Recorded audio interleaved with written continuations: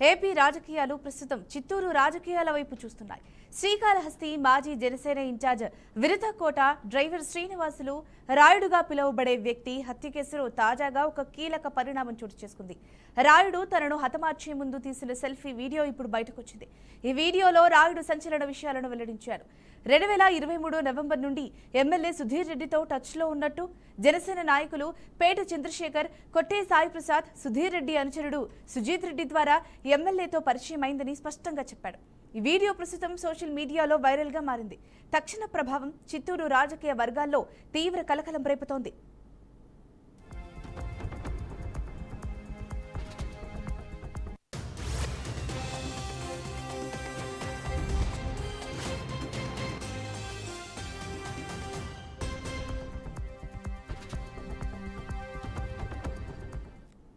వీడియోలో రాయుడు చెప్పిన ప్రధాన విషయాలు నిజంగా సంచలనమే. 2024 ఎన్నికల ఫలితాలకు ముందే తనకు 20 లక్షలు అందించారని, ఎమ్మెల్యే ఆదేశాల మేరకు విరతకోట చంద్రబాబు కోటాను హాని చేయాలని 2 సార్లు కార్ యాక్సిడెంట్ చేయడానికి ప్రయత్నించారని రాయుడు వెల్లడించారు. ఇవన్నీ చిత్తూరు రాజకీయాల్లో కొత్త ఉత్కంఠను రేకెత్తిస్తున్నాయి. ఇంతకు ముందు మనం వినని రాజకీయ కుట్రల చిత్రణ ఇప్పుడు నేరుగా వెలుగులోకి వచ్చింది. అంతేకాదు, రాయుడు చెప్పిన మరో షాకింగ్ అంశం, బొజ్జల సుధీర్ రెడ్డి నేరుగా తనను బెదిరించి విరతకోట చంద్రబాబు కోట ప్రైవేటు వీడియోను తీసే విధంగా చెప్పారని, అప్పుడు తాను 30 లక్షల ఆశతో చూపినట్లుగా రాయుడు స్పష్టంగా చెప్పాడు. సెల్ఫీ వీడియో ఇప్పుడు సోషల్ మీడియాలో రచ్చరేపుతూ ఏపీ రాజకీయాల్లో తీవ్ర ప్రకంపనలు సృష్టిస్తోంది.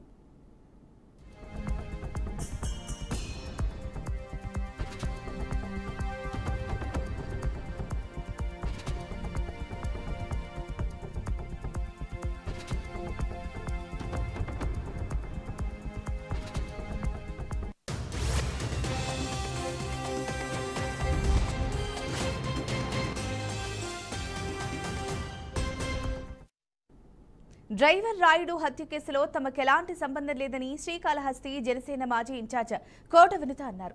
ఈ మేరకు ఆమె ఓ వీడియోను కూడా విడుదల చేశారు. చేయని తప్పుకు మేం జైలుకు వెళ్లినందుకు బాగా లేదు, కానీ మేమే చంపామని ప్రచారం చేయడం బాధ కలిగింది. రాయుడు హత్యలో మా ప్రమేయం లేదని కోర్టు భావించినందునే 19 రోజుల్లో బెయిల్ వచ్చింది. విదేశాల్లో లక్షల రూపాయల జీతాలు దులుకొని రాజకీయాల్లోకి వచ్చింది ప్రజలకు సేవ చేయడానికే, కానీ మనుషుల ప్రాణాలు తీయడానికి కాదు. మాది అలాంటి మనస్తత్వం కాదంటూ వ్యాఖ్యానించారు. డ్రైవర్ రాయుడు వీడియో అనగా విరతకోట వ్యాఖ్యలపై ఘాటుగా స్పందించారు శ్రీకాళహస్తి ఎమ్మెల్యే బొజ్జల సుధీర్ రెడ్డి గారు. అయితే రాయుడు పేరుతో విడుదలైన వీడియోపై విచారణ జరగాలి, నేనెటువంటి విచారణకైనా సిద్ధమే అని స్పష్టం చేశారు. కావాలనే నాపై బురద జల్లే ప్రయత్నం చేస్తున్నారు. నాకు రాయుడు తెలీదు. ఈ విషయంలో జిల్లా ఎస్పీకి ఫిర్యాదు చేస్తాను అన్నారు శ్రీధర్ రెడ్డి. న్యాయవాదులతో కూడా చర్చించి నిర్ణయం తీసుకుంటాం. డ్రైవర్ వీడియో నమ్మేలా లేదు. చంపడానికి ముందు బెదిరించి రికార్డు చేసి ఉంటారు అని కూడా అనుమానం వ్యక్తం చేశారు. ఈ ఎపిసోడ్పై పార్టీ అధిష్టానానికి వివరిస్తాను. మరో కుటుంబం 45 ఏళ్ల నుంచి శ్రీకాళహస్తి ప్రజలకు సేవ చేస్తోందన్నారు.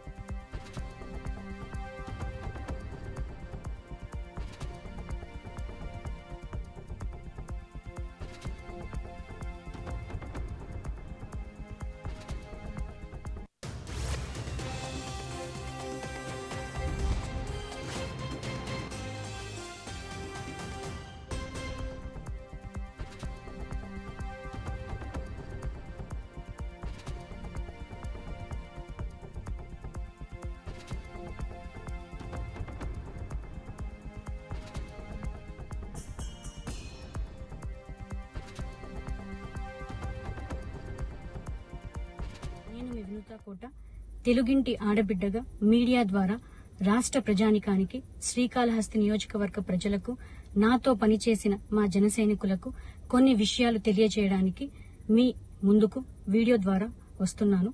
మనసు నిండా పుట్టెడు బాధతో మీ ముందుకొచ్చాను. మేము చేయని తప్పుకి మేము జైలుకు వెళ్లినందుకు కూడా నాకు బాధ లేదు, కానీ మేము చంపాము అని మీడియా ఛానల్లో ప్రచారం చేయడం నాకు చాలా చాలా చాలా బాధ వేసింది.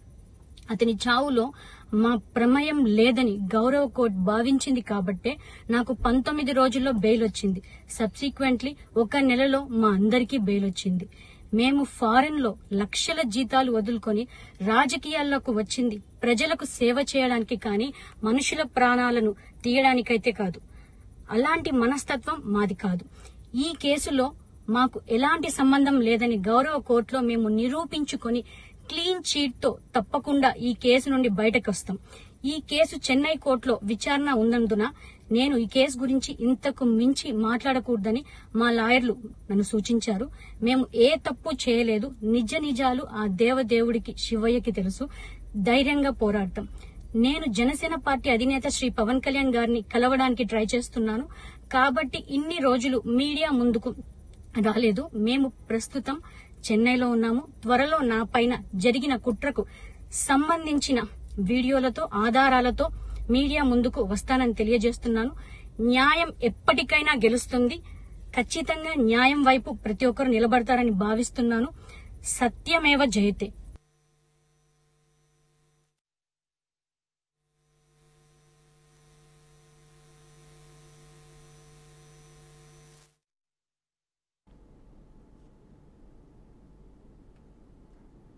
ఈ అంశానికి సంబంధించి ఇవాళ మనతో పాటు చర్చించడానికి ఉన్నారు వైసీపీ రాష్ట్ర సంయుక్త కార్యదర్శి ఆర్ అజయ్ కుమార్ గారు. అజయ్ కుమార్ గారితో మాట్లాడదాం.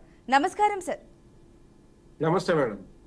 సార్, మరి అంశం అయితే చాలా ఆసక్తిని రేకెత్తిస్తోంది. ముందుగా ముఖ్యంగా అసలు డ్రైవర్ రాయుడు హత్య కేసు గురించి నిన్న వినుత గారు ఒక సెల్ఫీ వీడియోను కూడా విడుదల చేయడం జరిగింది. తన తప్పేం లేదంటూ, నా తప్పు లేదు కాబట్టే నేను 19 రోజుల్లో బయటికి రాగలిగాను, బెయిల్ వచ్చింది అని వ్యాఖ్యానించారు. మరి ఈ రోజు ప్రస్తుతానికి కనుక చూసుకున్నట్లయితే మరి రాయుడు సెల్ఫీ వీడియో ఒకటి సోషల్ మీడియాలో వైరల్ అవుతోంది. మరి ఈ వీడియోలో ఎంత మేరకు నిజం ఉంది అంటారు? మేడం, వీడియోలో ఉన్నటువంటి విషయాలు తను ఎవరో దగ్గర చెప్పిస్తున్నట్టుగా, ఎవరో ఫోర్స్ చేసి చెప్పమంటే చెప్పినట్టుగా అనిపిస్తున్నట్టుగా ఉందని సుధీర్ రెడ్డి గారు చెప్తారు. ఈమె వర్షన్ అంతా ఎలా ఉంది అంటే, నాకు ఎక్కడ టికెట్ వస్తుందోనని చెప్పి భావించిన సుధీర్ రెడ్డి నా దగ్గర ఉన్నటువంటి డ్రైవర్ కి డబ్బులు ఆశ చూపించి తద్వారా నా పర్సనల్ వీడియోస్ అన్ని కూడా తీయించి ఆ వీడియోస్ ని బయటకి ఎక్స్పోజ్ చేస్తే తను సిగ్గుతో బయటకి రాలేని పరిస్థితి ఒకటి క్రియేట్ అయితే, తద్వారా తన రాజకీయాల నుంచి బయటకు వెళ్ళిపోతే సీటు నాకే వస్తుందన్న భావన సుధీర్ రెడ్డి గారికి వస్తుంది కాబట్టి తను ఈ కుట్ర చేశారని చెప్పి ఈమె ఆరోపిస్తారు. కానీ ఆయనేమో అతన్ని నేను వాడుకోలేదు, మా కుటుంబానికి ఏమో చాలా మంచి పేరుంది, మా కుటుంబం సచీల కుటుంబం అని ఆయన చెప్తారు. ఈ వినిత గారేమో నాకు అసలు మర్డర్తో సంబంధం లేదు కాబట్టి 19 రోజుల్లోనే నాకు బెయిల్ వచ్చేసింది, కోర్టు నన్ను నమ్మింది కాబట్టి నాకు 19 రోజుల్లో బెయిల్ వచ్చేసింది కాబట్టి నా సత్యలత ఇదని చెప్పే ప్రయత్నం ఏం చేస్తున్నారు. వీళ్ళిద్దరూ కలిసి ఎవరు మంచివారు ఎవరు చెడ్డవారు అనేది పక్కన పెడితే ఆ డ్రైవర్ ప్రాణాలను అయితే పోకపోవడానికి కారణమయ్యారు మేడం. ఇది మాత్రం చాలా స్పష్టం కదా. ఆ పసిపిల్లవాడి కుటుంబం ఈ రోజు చాలా ఇబ్బందుల్లో ఉంది. అతని ప్రాణాలు వీళ్ళు ఏమైనా తిరిగి తీసుకురాగలుగుతారా?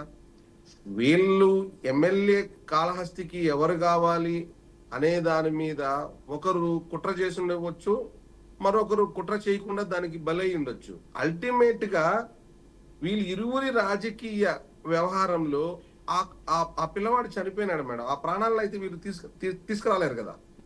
ఇది దీంట్లో ఉన్నటువంటి ముఖ్య విషయం అని నేను భావిస్తున్నాను. అయితే వీళ్ళిద్దరిలో ఎవరు మంచి వాళ్ళు ఎవరు చెడ్డవాళ్ళు అన్నది అది కోర్టు పరిధిలో ఉంది కాబట్టి ఒక రోజు ఖచ్చితంగా తేలుతుంది. బొజ్జల సుధీర్ రెడ్డి గారు డబ్బులు ఆశ చూపించి వినూతని రాజకీయంగా తొక్కడానికి ప్రయత్నం చేసినారు తన డ్రైవర్ ద్వారా అన్నది మాత్రం స్పష్టమవుతుంది. కారణం ఏదైనా కావచ్చు. చంద్రబాబు అనే వినూత వాళ్ళ భర్త, వినూత గారి భర్త మరియు వినూత వాళ్ళ అనుచరులు, నువ్వు మాకు ఈ విధమైన మోసాన్ని తలపెడతావా, మేము ఇంత నమ్మితే నిన్ను అని అతన్ని కొడితే ఆ కొట్టడంలోనే ఇతను చనిపోయినాడు అన్న విషయం కూడా ప్రజలందరికీ కూడా అర్థమయ్యే విషయంగా మాత్రం స్పష్టంగా తెలుస్తుంది మేడం. ఓకే సార్, మరి ఆ వీడియోలో స్పష్టంగా మరి ఒక వ్యాఖ్యానం అయితే చేశారు. అంటే సెన్స్ ఒక సెంటెన్స్ అయితే చెప్పారు. రాయుడు 2023 నవంబర్ నుండి ఎమ్మెల్యే బొజ్జల సుధీర్ రెడ్డితో టచ్లో ఉన్నాడని, అలాగే ఇతర జనసేన నాయకుల ద్వారా పరిచయం అయ్యాడని చెప్పారు. మరి ఈ వివరాలు నిజమంటారా? అంటే పరిచయాలు ఒకరి ద్వారా ఒకరికి అయి ఉంటాయి. రెండు, ఆ అబ్బాయి మాట్లాడిన వీడియోలో కూడా సుధీర్ రెడ్డి అనే వ్యక్తి నాకు కోటా చంద్రబాబు అనే ద్వారా పరిచయం అనే ఏదో చెప్తున్నాడు. రెండు, కొట్టే సాయి అనే వ్యక్తి కూడా ఈ కుట్రలో భాగం ఉన్నట్టుగా, అంటే సుధీర్ రెడ్డికి కొట్టే సాయి అనే వ్యక్తి ఇప్పుడు ప్రస్తుత పాలక మండలి చైర్మన్ శ్రీకాళహస్తి దేవస్థానానికి ఆయన ప్రమేయం ఉన్నట్టుగా కూడా చెప్తున్నారు మేడం. అంటే ఇది ఖచ్చితంగా ఒక కాన్స్పిరెన్సీనే, ఒక ఖచ్చితమైన కుట్ర ద్వారానే వీళ్ళిద్దరి రాజకీయ ఆధిపత్యంలో భాగంగానే ఇవన్నీ జరిగింది. నష్టపోయింది అయితే మాత్రం ఖచ్చితంగా డ్రైవర్ రాయుడు కుటుంబమే నష్టపోయింది, డ్రైవర్ రాయుడు ప్రాణాలు పోవడం ద్వారా.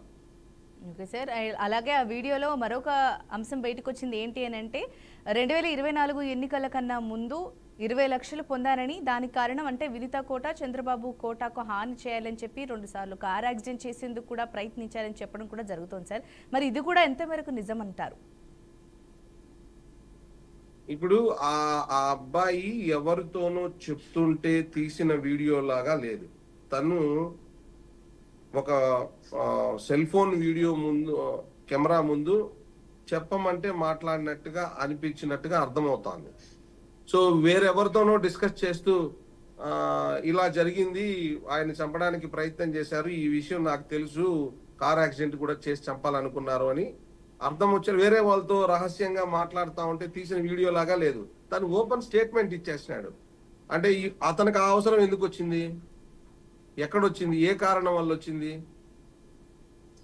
ఇప్పుడు తను ఆ వీడియోని అలా తీయించుకొని పెట్టాల్సిన అవసరము తనకి ఎందుకు వచ్చింది? తాను డబ్బులు తీసుకున్నట్టుగా ఒప్పుకున్నాడు, ఇంకా మిగిలిన డబ్బులు రావాలని ఒప్పుకున్నాడు, వాళ్ళని కార్ యాక్సిడెంట్ చేసి చంపాలని ప్రయత్నం చేసినట్టుగా చెప్తున్నారు. ఎవరు అడుగుతున్నారు ఆయన ఆ విషయాలు? అక్కడ ఎవరు అడిగినట్టుగా మనకేం కనపడడం లేదు. అంటే మీరు ఇలా చెప్పండి, ఇలా చెయ్యండి అని చెప్పి ఎవరు ప్రోబలంతోనో అతను చెప్పినట్టుగా అర్థం అవుతుంది. అంటే ఎక్కడో జరుగుతున్న విషయాన్ని సీసీ కెమెరాల్లో రికార్డ్ అయితే తీసుకొచ్చిన అంశంగా లేదు ఇది. ఇంకొక కోణం ఏంటంటే సుధీర్ రెడ్డి గారు వినుత కోట గారిని ఖచ్చితంగా రాజకీయంగా అనకదొక్కడానికి తిన్న పావుగా వాడుకున్నాడన్న విషయం కూడా చాలా క్లియర్ గా అర్థమవుతారు. ఇప్పుడు దొంగ అంటే మంచి దొంగ లేకపోతే చెడ్డ దొంగ అన్నట్టుగా ఉంది ఈ వేరియేషన్ తప్ప మరొకటైతే కాదు. తను మాట్లాడిన దాంట్లో ఉద్దేశపూర్వకంగా మాట్లాడినాడు అనేది కనిపిస్తా ఉంది. సుధీర్ రెడ్డి గారు చెప్పిన దాంట్లో ఆయనకి పొలిటికల్ గెయిన్ కోసము తన డ్రైవర్ రాయుడిని వాడుకున్నాడన్న విషయము అర్థమవుతుంది. దాని నుంచి బయటపడడంలో ఈమె కూడా మరిన్ని ఆరోపణలు గుప్పిస్తాంది అన్న విషయం కూడా అర్థమవుతుంది మేడం. ఓకే సార్, మరి బొజ్జల సుధీర్ రెడ్డి గారు నేరుగా బెదిరించి ప్రైవేట్ వీడియోలు తీసేలా చెప్పిన అంశం అని అంటున్నారు. అంటే ఆ విధంగా చేస్తే అసలు సుధీర్ రెడ్డి గారికి కలిగే లాభం ఏంటి సార్? అసలు దీన్ని ఏ కోణంలో మనం చూడొచ్చు? అంటే ఈ వీడియో రిలీజ్ చేసింది సుధీర్ రెడ్డి గారు కాదు కదా. సుధీర్ రెడ్డి గారికి వ్యతిరేకంగా మాట్లాడుతున్నటువంటి వీడియోని సుధీర్ రెడ్డి గారు రికార్డ్ చేయించడు, చెప్పించడు, రిలీజ్ కూడా చేయరు. సుధీర్ రెడ్డి గారి వల్ల తాను బలైపోయినాను అన్న విషయాన్ని కోట సునీత గారు అర్థం చేసుకున్నారు. కారణం తను ప్రైవేట్ వీడియోలని తీయమని చెప్పడం అని అంటే ఒక మహిళని ఇంత కన్నా నీచమైన పని మరొకటి ఉండదు. పార్టీ ఏ పార్టీ అయినా కావచ్చు, ఎవరైనా కావచ్చు, మా పార్టీకి వాళ్ళకి మధ్య భావసారూప్యతలో తేడా ఉండొచ్చు, కానీ తను ఒక మహిళని ప్రైవేట్ వీడియోలు తీయించమని డబ్బులు ఆశ చూపించి తన డ్రైవర్ ని ఎరగా వేసి అక్కడ ఆమె బెడ్రూమ్ లో వీడియోలు పెట్టడం అనేది, కెమెరాలు పెట్టడం అనేది ఎంత నీచమైన పని మేడం అది. అది ఏ మహిళకి అలా జరగకూడదు, ఏ పార్టీలో ఉన్న మహిళకి అలా జరగకూడదు. తను ఒకే రాజకీయంగా ఎదగాలనుకునింది. తను ఎక్కడో ఫారిన్ లో జాబ్ చేసుకుంటా ఉన్నారు, వాళ్ళిద్దరు కలిసి వచ్చారు, కాళహస్తి నియోజకవర్గానికి ఎమ్మెల్యే కావాలి. అదేమి రాజ్యాంగపరమైన హక్కే ఆమెకి. ఆమె అలా ప్రయత్నించడం తప్పు కాదు. తనని రాజకీయంగా అంచడము అనే కోణంలో ఇంత నీచమైన కుట్రకి తెగపడడం అనేది కరెక్ట్ కాదు కదా, ఒక విషయం. రెండో విషయం, తను అంతగా నష్టపోయినాను అన్న అభిప్రాయం కలిగింది కాబట్టి రాయుడు ద్వారానే ఈ ప్రైవేట్ వీడియోలన్నీ కూడా తీయించి నన్ను ఇంత ఘోరంగా ఒక మహిళను అవమానపరిచి నన్ను రాజకీయాల్లో లేకుండా చేద్దామనే ప్రయత్నం మీరు చేశారు కాబట్టి నేను కూడా అదే కోణంలో మీరు చేసినటువంటి మీరు నన్ను చంపించాలనే ప్రయత్నం చేసినారని అదని ఇదని అని చెప్పించే ప్రయత్నంలో భాగంగానే ఈ వీడియో కూడా వచ్చినట్టుంది. సో ఒకరు నిప్పంటించారు, అక్కడి నుంచి ఇది రగులుతూ వెళ్తున్నది అన్నదే మనం అర్థం చేసుకోవాలి. ఒకటైతే వాస్తవం, తను చావుకి బొజ్జల సుధీర్ రెడ్డి గారు కారణమే, కోట వినిత గారు కారణమే, అది ఖచ్చితంగా అర్థమవుతుంది. బొజ్జల సుధీర్ రెడ్డి గారు ఆడినటువంటి రాజకీయ డ్రామాలో వినుత కోట గారు రాజకీయంగా బలవుతూ దానికి కారణమైన వ్యక్తిని బలి తీసుకున్నారు అన్న విషయమే అర్థమవుతుంది. వరుస తప్పులే మేడం ఇవన్నీ, ఈ కరెక్ట్ కాదు. అయితే ఒక మహిళని రాజకీయంగా అంచడం కోసం ఇంత నీచమైన ఎత్తుగాళ్లు వేయడం ఎవరు హర్షించదగిన విషయం కాదు. ఇది సుధీర్ రెడ్డి గారిది, వాళ్ళ తాత వాళ్ళ నాన్నగారు అందరూ కూడా మినిస్టర్లుగా పనిచేశారు, సుదీర్ఘ రాజకీయ అనుభవం ఉన్నటువంటి కుటుంబం. ఒక మహిళని రాజకీయంగా ఎదుర్కోలేక ఇంత నీచానికి దిగజారడం అనేది కరెక్ట్ కాదు మేడం. ఓకే సార్, మరి ఇంకొక విషయం కూడా ఉంది మేడం. ఇప్పుడు ఒక పార్టీ ఏక పార్టీగా రాజకీయాలు చేస్తూ వాళ్ళ నమ్ముకున్న వ్యక్తులకి, పార్టీకి పనిచేసే వాళ్ళకి ఆ నియోజకవర్గాల్లో సీట్లు ఇవ్వడం ద్వారా ఓడడమో గెలవడమో అనేది వేరే అంశము, ప్రభుత్వాలు ఏర్పాటు చేయడమో ప్రతిపక్షం రావడమో వేరే అంశాలు. కానీ అక్కడ ఒక పొలిటికల్ క్లారిటీ ఉంటుంది. ఈయన నా పార్టీ, ఇది నా నాయకుడు, ఈ నియోజకవర్గానికి నేను ఇన్ఛార్జు, నాకు భవిష్యత్తు ఉంటుంది, మరొకటని. వీళ్ళు ఎప్పుడైతే జగన్మోహన్ రెడ్డి గారిని ఏదో ఒక రకంగానైనా ఓడించాలి, ఏం చేసైనా ఓడించాలని చెప్పి ఒకవైపు తప్పుడు ప్రచారాలు, మరొక వైపు అన్ని పార్టీలు కలిపి కూటమి కట్టడం లాంటి కార్యక్రమాలు చేశారు, ఇప్పుడు ఆక్యుపెన్సీ, కష్టపడిన వాళ్ళకి ఆక్యుపెన్సీ రాకోకుండా ఆ పార్టీలో కూటమి ద్వారా వేరే పార్టీ అభ్యర్థులకు సీట్ రావడం ద్వారా వాళ్ళు నష్టపోతున్నారు. అక్కడి నుంచి ఎలాగైనా నేను గెలవాలి, ఎలాగైనా నాకే సీట్ రావాలన్న కాంక్ష మొదలయ్యి ఇటువంటి కుట్రలన్నీ బయలుదేరినాయి అనమాట. ఈ రోజు అల్టిమేట్ గా నష్టపోయింది జనసేన పార్టీ నాయకులు, జనసేన పార్టీ కార్యకర్తలు. అంటే జగన్మోహన్ రెడ్డి గారిని ముఖ్యమంత్రిగా వ్యక్తిగతంగా కాకుండా ఉండాలన్న ఆలోచన వచ్చినటువంటి పవన్ కళ్యాణ్ గారు తను దిగజారుడు రాజకీయాలు చేస్తూ చంద్రబాబు నాయుడు గారి కాళ్ళ దగ్గర తీసుకెళ్లి తన రాజకీయ భవిష్యత్తుని పెట్టడం ద్వారా తన కార్యకర్తలని కొట్టి కాకులకి గద్దలకి వేసినట్టుగా ఒకవైపు బీజేపీ నాయకులకు ఆహారంగా, మరొక వైపు టీడీపీ నాయకులకు ఆహారంగా పవన్ కళ్యాణ్ గారి యొక్క కార్యకర్తలు మారిపోయే పరిస్థితి ఉంది. దానికి కారణం పవన్ కళ్యాణ్ గారే. ఎందుకంటే ఆయన నేరుగా రాజకీయం చేయలేకపోయాడు, నమ్ముకున్న వాళ్ళకి సీట్లు ఇవ్వలేకపోయాడు. దానికి కారణం చంద్రబాబు నాయుడు గారి యొక్క ఇచ్చేటువంటి తాయిలాలకు వాటికో ఆశపడి పార్టీని తీసుకెళ్లి ఆయన కాళ్ళకాడ పెట్టారు. ఇది చంద్రబాబు నాయుడు గారి పరిస్థితి చూస్తే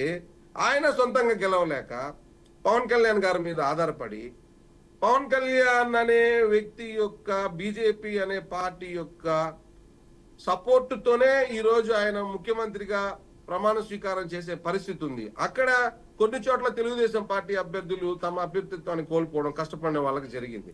అక్కడ కూడా చాలా ఇప్పుడు గ్రౌండ్ రియాలిటీలో చూస్తే జనసేన కార్యకర్తలని ఏ తెలుగుదేశం పార్టీ ఎమ్మెల్యే తమ నాయకులుగా అంగీకరించడం లేదు, రిసీవ్ చేసుకోవడం లేదు. జనసేన పార్టీ ఎమ్మెల్యేలు ఉన్న చోట తెలుగుదేశం పార్టీ క్యాడర్ పరిస్థితి కూడా అలాగే ఉంది. ఇది కుక్కలు జింపిన విస్తరిలాగా, అతుకుల బొంతలాగా ఉంది తప్ప మరొకటి కానే కాదు. సో ఈ కూటమి ఏర్పాటు వల్ల ఒక తెలియని నైరాశ్యం వచ్చినటువంటి జనసేన పార్టీ కార్యకర్తలు తీవ్రంగా నష్టపోయే పరిస్థితికి ఈ రోజు వచ్చింది. పోనీ ఈ కూటమి ఏర్పడి జగన్మోహన్ రెడ్డి గారిని అధికారంలో దించడం ద్వారా ఏమైనా ప్రయోజనం జరిగిందా ప్రజలకంటే? ఏ ప్రయోజనాలు జరగటంలే. ఎక్కడ చూసినా లిక్కర్ దందాలు, మద్యం మాఫియాలు. ఎంత పెద్ద దారుణమైన విషయం మేడం అది. ఈ రాష్ట్రంలో ప్రత్యక్షంగా నిస్సిగ్గుగా ఓ కల్తీ మద్యం ఫ్యాక్టరీని పెట్టి 20,000 బాటిళ్లు ఒక రోజుకి ప్రొడక్షన్ చేసి మరి అమ్ముతున్నారంటే ఈ ప్రభుత్వ పాలన తీరు ఏ విధంగా ఉందనేది అర్థమైపోయింది కదా. సో ఈ కూటమి ఏర్పడడం వల్ల ప్రజలకు జరిగిన మేలు ఏమైనా ఉందా? లేదు. పోనీ జనసేన కార్యకర్తలకు జరిగిన మేలు ఏమైనా ఉందా? లేదు. అటు తెలుగుదేశం పార్టీ కార్యకర్తలకు ఏమన్నా మేలు జరిగిందా? అది కూడా ఏం లేదు. ఓన్లీ కొందరు నాయకులు, ముఖ్య నాయకులు, ముఖ్యమంత్రి గారు, లోకేష్ గారు, లేకపోతే పవన్ కళ్యాణ్ గారు రాజకీయాన్ని, అధికారాన్ని అనుభవించడమో లేకపోతే ఇతరత్ర వ్యవహారాలు చేసుకోవడానికి తప్ప ఈ కూటమి ప్రభుత్వం దేనికి పనికి రాలేదు. ఇలా రాయుడు లాంటి వాళ్ళని బలి తీసుకోవడానికి తప్ప. ఓకే సార్, ఇది మీరు చెప్తున్నట్టుగా కూటమి ప్రభుత్వంలో అంటే సమన్వయ లోపం ఉంది అని చెప్పి ముందు నుంచి జరుగుతూనే ఉంది. దాన్ని కూడా మార్పులు చేర్పులు చేసుకొని ముందుకు సాగేలా వాళ్ళు ప్రయత్నాలు చేస్తున్నారు. దానికి అనుగుణంగా ఏమైనా హామీలు ఇచ్చినప్పటికీ వాటికి కూడా దాన్ని ముందుకు తీసుకెళ్తూ సూపర్ హిట్, సూపర్ 6 అనే పథకాలతో ముందుకు వెళ్తున్నారు. సమన్వయంగా ఉండాలనే ప్రయత్నిస్తున్నారు. ముఖ్యంగా ఈ అంశానికి కనుక వచ్చినట్టయితే మరి రాయుడు హత్యకు సంబంధించి అంటే ఒక డ్రైవర్ అనే వ్యక్తిని, ఒక డ్రైవర్ని హత్య చేయాల్సిన పరిస్థితులు అసలు ఎందుకు ఏర్పడ్డాయి సార్? అంటే వాళ్ళ ముందు ఏమైనా సరే వాళ్ళకి సంబంధించిన సీక్రెట్స్ కానీ అవన్నీ బయటపడ్డాయా? ఒకవేళ మరి రాయుడు గనక ఇలాగే ఉంటే గనక ఆ సీక్రెట్స్ ని పూర్తిగా బయటపెట్టే అవకాశాలు ఉన్నాయని తనని హత్య చేయాల్సి వచ్చిందా? అసలు మెయిన్ రీజన్ ఏదై ఉండొచ్చు అంటారు అసలు? మేడం, ఇక్కడ నేనేమి రాయుడు గారు చనిపోవటానికి కారణాలకు ప్రత్యక్ష సాక్షిని అయితే కాదు, కానీ అయితే మీడియాలో వచ్చినటువంటి కొన్ని కథనాల ఆధారంగా ఇక్కడ మా కాళహస్తి, తిరుపతి కాళహస్తి అంటే పక్క పక్కన మాకు కాన్స్టిట్యున్సీ అది. కోట వినుత గారు కూడా ఉండేది రేణుగుంటలో కాబట్టి మేము చాలా పక్కనే ఉంటుంది మాకు. లోకల్ వాళ్ళు ఇక్కడ ఉన్నటువంటి వాళ్ళు డిస్కషన్ చేసుకునే దాంట్లో భాగంగా ఎక్కువగా వినపడినటువంటి అంశం ఏంటంటే కోట వినుత గారి యొక్క రహస్య ప్రైవేటు వీడియోలను, తన బెడ్రూమ్ వీడియోలని ఇతను తీయించాడనో తీయించబోతున్నాడనే విషయము లీక్ అయినటువంటి పరిస్థితుల నేపథ్యంలో సహజంగానే కోపోద్రేకానికి బలైనటువంటి, కోపానికి గురైనటువంటి కోట చంద్రబాబు గారు, ఎవరైతే వినుత గారు భర్త ఉన్నారో, సహజంగానే నా భార్యకి ఇంత అవమానం చేయాలని మీరు ట్రై చేస్తారా అన్న కోపం వస్తుంది. ఆ కోపంలో భాగంగా తన ముఖ్య అనుచరులతో తినని తీసుకెళ్లి ఏం జరిగిందని ఒక ఉద్వేగానికి లోలైన సందర్భంలో అతన్ని కొట్టడం జరిగింది. ఆ కొట్టడం అనే పరిస్థితుల్లో తగలని రాని చోట ఎక్కడో దెబ్బలు తగడం ద్వారా తను అక్కడికక్కడే ప్రాణాలు పెట్టేయడం. అది ఏం చేయాలో తెలియని పరిస్థితుల్లో పక్క రాష్ట్రంలో తమిళనాడు ప్రాంతంలో కువం నది ఉంది అనమాట. మన మెడ్రాస్ సిటీని ఆనుకొని వస్తుంది, తిరువల్లూరు డిస్టిక్ కి మెడ్రాస్ సిటీకి మధ్యలో. అక్కడికి తీసుకెళ్లి దాన్ని వేయడం ద్వారా ఈ కేసు మన మీదకి రాకుండా పోతుందని వాళ్ళు ఊహించి చేశారు అన్నదే ఎక్కువగా చర్చలో ఉన్నటువంటి విషయం. ఆ నిజాలు ఏంటనేది మాత్రం భగవంతుడికి తెలియాలి. కానీ కోట వినుత గారు లేటెస్ట్ గా రిలీజ్ చేసిన వీడియోలో నాకు 19 రోజుల్లోనే బెయిల్ వచ్చింది, నేను ఏ తప్పు చేయలేదన్న విషయం కోర్టు నమ్మింది కాబట్టి నాకు బెయిల్ వచ్చింది అని అన్నారు. అంటే ఆమె ప్రత్యక్షంగా దాంట్లో పాల్గొనకపోయి ఉండొచ్చు,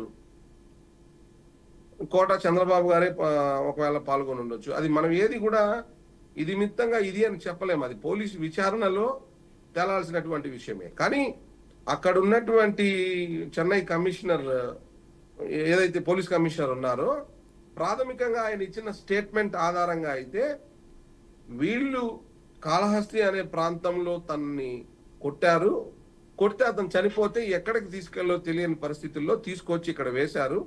మా మున్సిపల్ సిబ్బంది అక్కడ దొరికిన ఆధారాల మేరకు ఇతను ఎవరని విచారించగా అతని మీద పచ్చబొట్టు ఉంది.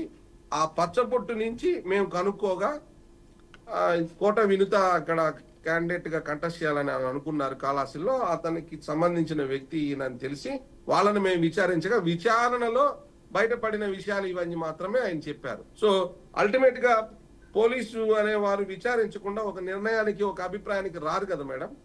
ఆ సందర్భంలో ఖచ్చితంగా ఈ రాయుడు అనే డ్రైవర్ యొక్క మరణానికి మాత్రం కోట చంద్రబాబు, వినుత గారు, తన అనుచరులే కారణం అనేది పోలీసు వారు నమ్మారు కాబట్టి కేసు పెట్టారు. లేకపోతే కేసు కూడా పెట్టుండరు.